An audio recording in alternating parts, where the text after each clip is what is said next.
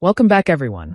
Before we dive in, make sure you drop your thoughts and the lessons you took from this story in the comments. And don't forget to like and subscribe. Let's get into it. My name is Sierra, and I am 29 years old. Up until a few months ago, I thought my life was a quiet success story. I own a small digital marketing firm that I built from the ground up, literally from my spare bedroom with a secondhand laptop and endless coffee. Now we have a modest office downtown, a dozen employees, and a roster of clients I am proud of. I live in a cozy 2-story colonial with a wraparound porch that my husband, Jalen, and I bought 2 years ago. I thought I had it all: a career I loved, a home that felt safe, and a family that finally seemed to be coming together after years of distance. I did not realize how fragile that peace was until the night it shattered. The foundations of my life were built on a web of lies so intricate I did not see it. The kind that had been forming in soft shadows for years, gathering weight in whisper and habit. All it took was a single conversation, half heard and never meant for me, to reveal the truth. I would not wish that moment on anyone. The sound of your own world collapsing has its own frequency, one you feel more than hear. To understand how I got there, you have to understand my family. My father died of a heart attack when I was 16, leaving my mother, Elaine, to raise me and my younger sister, Rochelle, who was 14 at the time. Our mother is a strong woman. She took triple shifts when she had to, made sure the bills were paid, and put 2 girls through high school with a spine of steel. But grief and stress harden people in strange ways. Somewhere along the line, Rochelle became the golden child. She was quiet, graceful, soft-spoken, and eager to please. She mirrored everything my mother wished the world would see in our family. I was not like that. I was loud. I had opinions. I played soccer and captained the debate team. I challenged things. And though it was never said out loud, it felt like I was the constant reminder of the fight our life had become. The favoritism was not overt, but it was everywhere. My A in calculus would earn a quick nod while Rochelle's B+ in art turned into a celebratory shopping trip I was not invited to. They had matching stories and private jokes. I came to feel like a guest in my own home. Rochelle figured out that staying close to our mother meant keeping a distance from me. And by the time we were out of high school, we were more like neighbors than sisters. I poured myself into school and ambitions and tried to outrun the ache of being overlooked. Then I met Jalen. Jalen was a project manager at a tech company that had hired my firm for a campaign. He was smart, funny, attentive. He listened to my ideas and told me my mind was a thing of beauty. He made me feel seen. We fell fast, and 2 years later we married. When my business began to flourish, he said he wanted to be part of it. He quit his corporate job and joined the firm. "I believe in you more than any company," he told me, and I believed him. Somehow, after Jalen came into my life, my family loosened around me. They adored him. He charmed them easily, the attentive son-in-law, the warm brother-in-law, and he made the space between me and my mother and Rochelle feel smaller. Our family dinners grew regular. Holidays were brighter. It was not perfect, but it was good. Rochelle married a kind, steady architect named Leon, and I was genuinely happy for her. When she announced she was pregnant a few months ago, I cried from joy. I thought, finally, this is the family I always wanted, imperfect but loving and whole. The night it all unraveled was at one of our regular weekend dinners at Rochelle and Leon's new house. It was simple, comfortable. Leon tended the grill on the back patio, telling a ridiculously long story about a client who wanted a drawbridge. Jalen laughed, relaxed and handsome, and my mother fussed over Rochelle, smoothing a throw pillow, bringing her water, adjusting the shade. I felt content. I felt safe. And then a clumsy accident set everything in motion. When we were getting ready to leave, my elbow clipped a wine glass, and a splash of red ran straight down the front of my white blouse. I groaned, embarrassed. "I will grab the guest bathroom and dab it out," I said, laughing it off. Jalen leaned in, kissed my cheek, and headed for the car. The bathroom was at the end of the hall, next to the spare bedroom. I closed the door, ran cold water, and worked at the stain. I heard the guest bedroom door open, and then shut. Whispered voices. My mother and Rochelle. They must have thought I had already left with Jalen. I had years of practice ignoring their whispers, soft jokes and private worries that never included me. But the tone was different. Tight. Strained. My mother said, "I do not know how much longer I can do this. I feel sick every time I see her."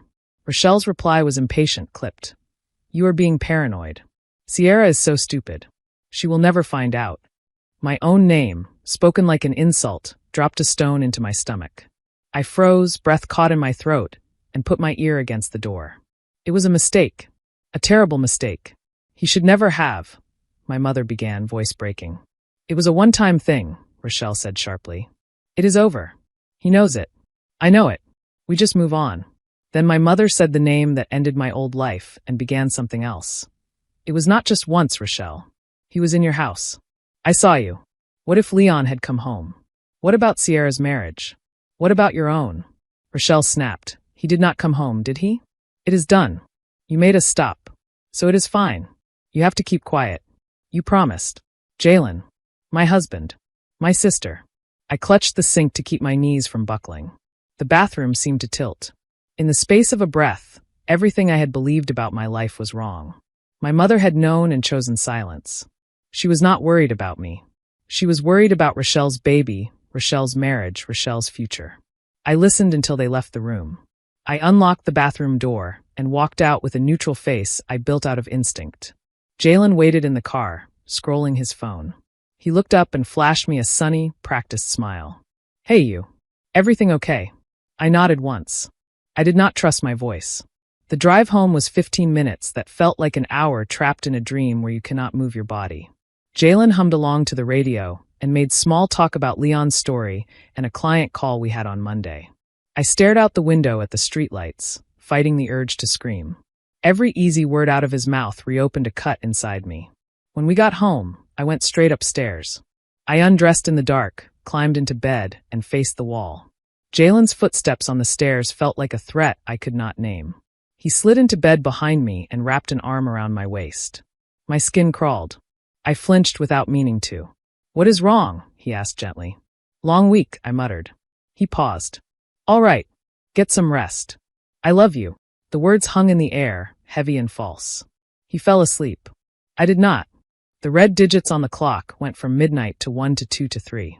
Sometime after that, I slipped from the bed and went downstairs. I sat at the kitchen table in the dark with my arms wrapped around myself, listening to the quiet house that did not feel like home anymore. A photo of us from last summer was pinned to the refrigerator with a magnet, 2 smiling people with sun in their eyes. I took it down, stared at it for a heartbeat, then threw it away. It was a small act of control in a night where I had none.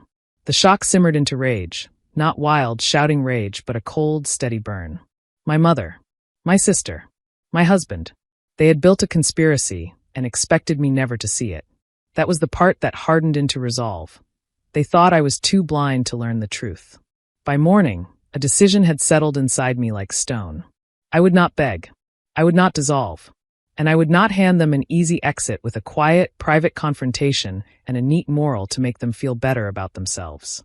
They had been careful. I had heard enough to know there was more than one betrayal, and I had heard enough to know my mother had forced a stop only after she caught them. But I needed proof. I needed something no one could twist or deny. I understood that if I made a scene without evidence, I would be cast as hysterical and jealous. I would not give them that. For 2 days, I played my old part. I answered my mother's calls and Rochelle's cheerful check-ins about the baby shower planned for 2 weeks out. I smiled at the right moments, asked about cake flavors and seatings and favors I had not been asked to help choose, and performed the role of the attentive sister with careful restraint. Underneath the performance was iron. I went into my office and called Malcolm, a quiet, brilliant analyst on our information technology team, whose work I trusted and whose loyalty I did not doubt. I told him I suspected my husband was misusing company resources, and I needed to verify it. That part was true enough. I told him I would compensate him for the off-hours work, and that discretion mattered. Malcolm nodded once. I will see what I can find. 2 days later, a password-protected file arrived in my inbox. My hands shook typing the password. When I opened it, I had to grip the desk because the room felt like it shifted. Jalen had been using our company network for personal business. Malcolm had mirrored Jalen's phone activity from a backup that synced automatically when Jalen connected to our Wi-Fi. Inside the folder were text message threads and images that documented the affair in exact detail. It was not a one-time mistake. It was a month of deliberate choices. The first messages started on a camping trip 2 months prior. The trip I missed because of a major project deadline and Leon missed because he had the flu. There were photos of Jalen and Rochelle with heads bent close beside a campfire, smiling the way people smile when they think the world is not watching. After that, the messages escalated. Lunch plans that were not lunches. Client meetings that were not meetings. Hotel rooms in Rochelle's house when Leon was out of town. There were photographs taken on Rochelle's bed. The kind of images that burn your eyes and etch themselves into memory, even when you look away as fast as you can. Then came the thread that chilled me in a new way, because it pulled my mother fully into the center. A rapid exchange. Your mom knows. She knows. What are we going to do? From Jalen. And Rochelle answering, it is okay. I talked to her. She promised not to say anything. We just have to stop. The flirtation and messaged intimacy stopped that day. The damage was already done. My mother had known for a month before I overheard them. She had hugged me and asked about my day while protecting Rochelle's secret. I took screenshots of everything and saved them to an external drive locked in my desk. If I was going to end my marriage and obliterate the fantasy of our united family, it would not be with speculation. It would be with the kind of proof that ended arguments before they began. That week, I barely slept. I worked with Malcolm to ensure nothing about the company's systems had been compromised and documented everything needed to protect the firm. He moved like a shadow and said little. Sometimes quiet people are the ones you want next to you when your life is on fire. I decided where I would reveal what I knew. I would not do it in a private living room where my mother could fold Rochelle into her arms and say I was harming her sister's pregnancy, as if my silence had no weight. I would do it at the baby shower, where everyone who believed in the perfect picture would be together. It sounds cruel even now, but I was not the one who created the wreckage. I was the one who refused to sit in the ruins with a smile. I put together a slideshow that began with childhood photos and ended in truth. I rehearsed what I would say. I picked out a dress that made me feel like steel. The day of the shower was everything Rochelle wanted at first. Pastel balloons, heavy tables under white tenting, a tower of tiny cupcakes, and a gift table sagging with generosity. Leon beamed, attentive as ever, one hand always hovering near Rochelle's back. My mother moved through the crowd, luminous and proud. Jalen kept to my side in a way that used to make me feel safe, and that now made my skin feel too small. I hugged people and smiled and accepted sparkling water and remembered to breathe. When most of the guests had arrived and people were settling into games, I found Leon. I know there is a schedule, I said, voice even. I put together a small surprise for Rochelle. May I have a few minutes? He brightened and tapped a fork against a glass to gather attention. Everyone, our wonderful Sierra has something special for Rochelle, he said, smiling at me like I had given him a gift. It almost broke me. I walked to the front where a large projector screen had been set up to show photos and put my hand around the microphone. Thank you, I said. Rochelle, watching you prepare to be a mother has been powerful. We have had our ups and downs, but we are family. That is unshakable. The first slides were sweet, awkward school pictures and crooked braids, summer days by the lake, our mother young and laughing with her arms around both of us. A murmur of fond nostalgia rose around the tent. I let it settle. Then I said, I have learned a great deal from our family about love, loyalty, and the lengths a mother will go to protect her child. I hope you will be able to hide your child's mistakes, as well as our mother hid yours. There are silences that pulse like thunder. The tent went absolutely still. My mother's smile fell away. Rochelle blinked in confusion. Then the slideshow changed. The campfire selfie filled the screen, Rochelle's and Jalen's faces close together. It was followed by a shot in a hotel mirror. Then a series of screenshots of their messages. Cannot stop thinking about last night. Leon is out of town Friday. My place. Your mom knows. What are we going to do? The air tightened. Someone gasped. Someone else choked back a sound that might have been a sob. My mother took a step forward, and then stopped as if she had hit a wall. Jalen did not move. He went ashen, every line of his face sagging, like he had been unplugged. Rochelle's hand flew to her mouth, and then she reached for Leon. He pulled back as if her touch burned. He stared at the screen for a long second that felt like a lifetime, and then turned to me. Sierra, he said, voice low and hoarse, is this real? I met his eyes and nodded once. I lifted the microphone again. Jalen, I said, voice steady, you can pack your things. My attorney will be in touch on Monday. The dam gave way. Rochelle sobbed and lunged toward Leon, who refused to let her touch him. He walked through the crowd without a word, disappearing into the house. Rochelle crumpled to the grass, crying so hard it shook her shoulders. My mother rushed to hold her, and Rochelle shoved her away with raw fury. "This is your fault," she screamed. "You should have stopped me. You should have taught me better. You ruined my life." The guests stared, rooted to the ground, as the perfect picture cracked apart in front of them. I set the microphone down carefully, turned, and walked away. By the time I reached my car, my phone was vibrating with calls and messages. Rochelle blamed me for everything. Jalen begged to talk, to explain, to make me understand how it had happened and why it was over. He came to the house that evening and pounded on the door until I told him through it that I would call the police if he did not leave. It is my house, paid for with the profits of the company I built, and I would not let a liar into it. I poured a glass of water, leaned against the counter, and realized how empty my chest felt. Revenge does not fill the space that betrayal hollowed out, but it drew a hard line where one was needed. I hired attorney Denise Harper and had her file the divorce papers that Monday. Jalen tried to push for mediation. There was nothing to mediate. We had no children, and the business was mine by incorporation and record. I had proof of his affair and his misuse of company resources. He had nothing but charm, and charm is cheap when it has been used for lies. Denise moved quickly. It was only a matter of time. In a separate storm entirely, Leon filed for divorce as well. Leon demanded a DNA test for the baby. He needed to know the truth of his own life. A few weeks later, the results came in. The child was Jalen's. When Leon received the report, he served Rochelle with divorce papers the same afternoon. I heard he left for another state to be close to his family. He had been preparing to be a father with his whole heart. Now he returned to the people who could hold him while he learned how to live in a different story than the one he wrote for himself. I hope he finds peace. He deserved better than any of this. The bond between my mother and Rochelle did not survive the impact. Rochelle cut our mother off completely. She blamed Elaine for everything, for not stopping the affair harder or sooner, for protecting the lie, for choosing silence, for the divorce, for the baby's father not being her husband, for the implosion of her life. Watching it unfold was brutal and complicated. I was not triumphant about it. I was empty.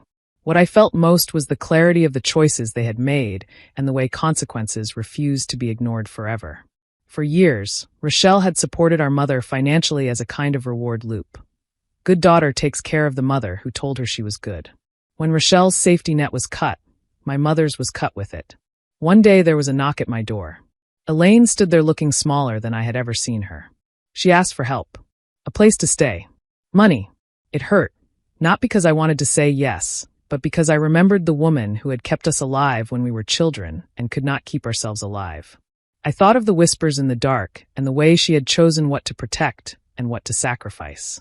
I told her that she had made her choice a long time ago. I closed the door. Later, an aunt told me my mother applied for assistance and obtained a room in a state-funded facility. I did not gloat. I sat very still on my couch and felt a part of my heart I did not know was there go quiet. Jalen's spiral was fast. He came to my office one afternoon and tried to force his way past my assistant to talk to me. Security escorted him out. I fired him that same day, documented the cause thoroughly, and made the necessary calls to protect the firm's accounts and reputation. Beyond that, I made a few quiet calls to colleagues and leaders in our industry to explain that I would not be offering references because of severe, substantiated misconduct. Word gets around. He could not find a stable job. He crashed on a friend's couch. He lost his salary, his status, his home, his marriage. People talk about karma like it is mystical. Sometimes it is simply the math of sustained behavior. Choices compounded into their natural result. As for Rochelle, she moved out of the beautiful home she shared with Leon and into a cramped one-bedroom apartment. She took a job she did not want. She was heavily pregnant and alone. The picture of domestic ease and soft focus had sharpened into fluorescent light. None of it made me happy. None of it healed me. But the truth had been named. That mattered. It let me stop bargaining with a world that refused to be what I wanted it to be. I threw myself into work. The firm thrived. We secured 2 major clients that changed our profile in the city. I delegated more and built better processes. Busy was a refuge, but busy is not the same as well. After a few weeks of pretending I was fine because the exterior of my life looked orderly, I scheduled an appointment with a therapist, Dr. Angela Porter. In our first session, I told the story from the beginning, all the way back to calculus grades and shopping trips and the slow drip of being the other daughter. Dr. Porter did not offer platitudes. She asked questions that landed like stones into a lake, one after another, sending ripples out into parts of me I had not visited in years. In therapy, I learned to separate my self-worth from outcomes and from other people's ease. I learned the language of boundaries and the difference between mercy and the habit of erasing myself to keep the peace. I learned that it is possible to mourn the mother you wanted while acknowledging the mother you had. Healing did not make me kinder to those who had harmed me. It made me clear. With clarity came a quieter kind of strength. I stopped apologizing for protecting myself. The divorce advanced without drama because there was nothing left to argue about. Denise kept me informed with clean updates and documents that needed signatures. I sold the house after Jalen moved his things out under supervision, and I bought a smaller place closer to my office. I wanted a space that had no ghosts. It is strange how peace can feel unfamiliar after months of adrenaline. I slept for the first time without waking to thoughts that felt like alarms. I bought a plant and kept it alive. I made dinner for myself and ate it at the kitchen table while it was still hot. Sometimes the night rushes back. How I pressed my ear to a door and heard my life tear like fabric. When it does, I let the memory move through me rather than fight it. Stopping it never worked. Naming it does. It reminds me of a truth I wish I had learned a long time ago. Ignoring a wound does not make it heal. You have to see it. You have to clean it. You have to let it close on its own time. There is no shortcut. If you are imagining a neat moral, there is not one. There is the fact that people we love can make choices that devastate us, and sometimes they make those choices because of old loyalties and old narratives that predate us. There is the fact that I am not responsible for anyone else's integrity.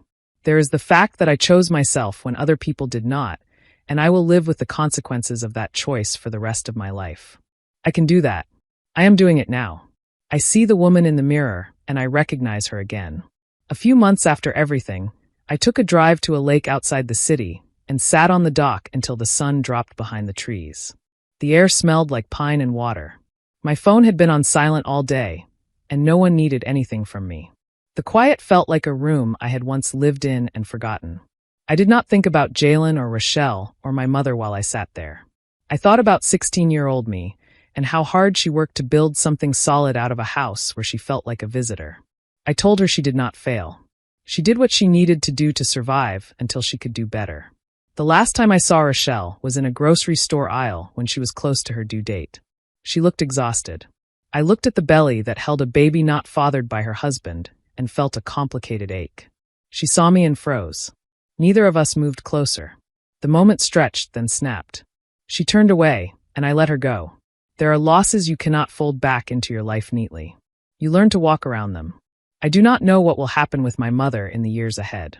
Maybe time will sand down the sharpest edges. Maybe not. I do not owe anyone reconciliation that costs me my peace. I do not have to pretend the past did not happen. I can hold the truth in one hand and my future in the other. Both are mine. There are days when I miss the illusion more than I miss the people. That is the strangest part of this. I miss believing my life was what I thought it was. But even while I miss it, I do not want it back. Illusions are heavy. The truth is lighter, even when it hurts. The truth allows air to move again. It gives you room to build something that can stand. I kept the company. I kept my name. I kept my standards. When the dust finally settled, when the papers were signed and keys were turned in and the last box was hauled down the steps, I stood in my new living room and listened to silence and felt it take the shape of home. I poured a single glass of champagne, set it on the counter, and did not make a toast. I did not need words. The moment was clear all on its own. If you enjoyed this story, please like, comment, and share this video with your friends. Subscribe and turn on the notification bell so you never miss a powerful story drop.